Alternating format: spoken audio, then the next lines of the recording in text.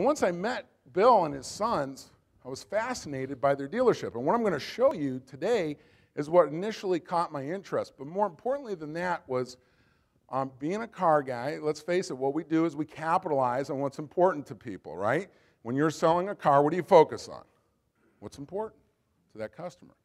So I saw an opportunity to build what I envisioned as being the ultimate e-business department, made up of a business development center.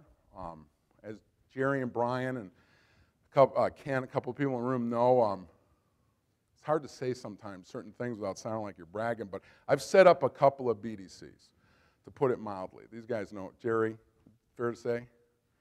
Talking about it in the hundreds. And internet sales department. So but the thing that always bothered me was the compromises that were made along the way. It seemed like every time there was compromises that would dilute the effectiveness of what I was trying to build, because every dealer had constraints. Might be space, might be small market, whatever. These guys are in a market of 4 million people that is one of the few major metro markets that has not been over-dealered. So if you look at the list of the top 40 Chevrolet stores in America, 10 on that list are in Phoenix. There's 13 Chevy stores in Phoenix Metro, what we call the LMG, the local marketing group for Chevrolet. 10 of them are on that top 40 list every month. So and Chevrolet has the #1 market share in that market for the brand. So I'm looking at all these factors, and besides the fact that quite honestly, they offered me double what I was making at Reynolds, and so it's kind of, my wife's going, you mean you won't have to travel anymore? You work at a dealership, you're going to make twice as much money, and they're going to treat you, like a human being? And I said, yeah, and she goes, you're not thinking about turning it down? And of course, I accepted it, so I came on board. I wanted to put some pictures on here because I wanted to draw your attention. Every single person in these pictures I brought into the organization, except that management shot up there. What's really interesting is this was taken in September of '05.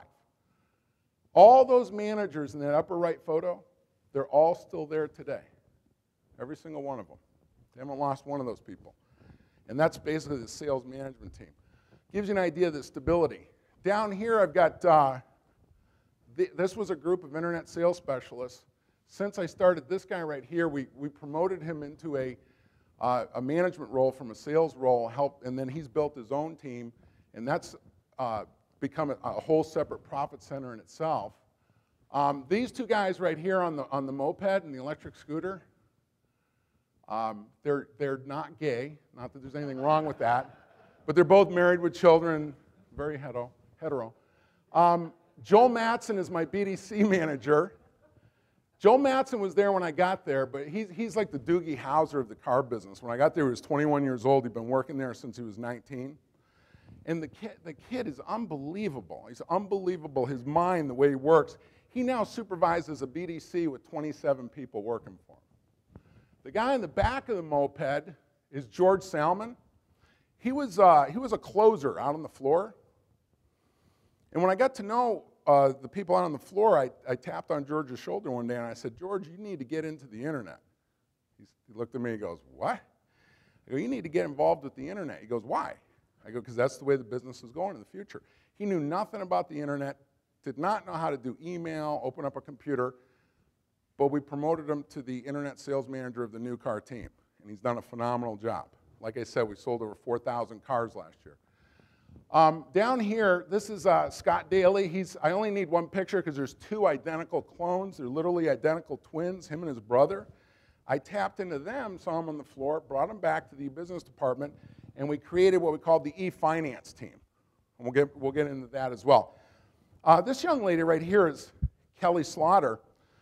Kelly is one of 2 CRM administrators. They're basically my assistants.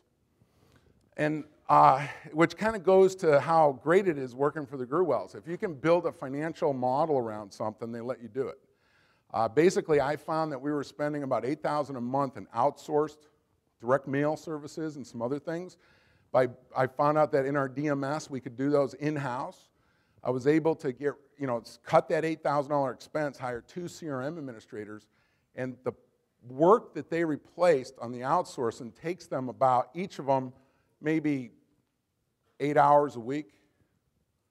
So, now I've got 2 full-time assistants that are paid for with an additional 30, 35 hours a week to do things like preparing reports, reconciling lead statements, to get credits for invalid and duplicate leads, that sort of thing, tracking the showroom traffic, doing so many things that if I had to do them myself, I'd have no time to, focus on people development, which has been, the technology stuff is fun. The people development has been really the essence of the work or the bulk of my time since I've been there.